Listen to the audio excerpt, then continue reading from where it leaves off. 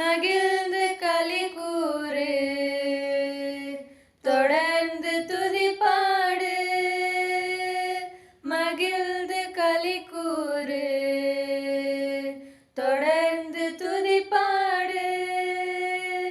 உன் இதயத்தின் வாஞ்சை விருப்பங்கள் எல்லாம் விரைவில் நிறைவேற்றுவார்.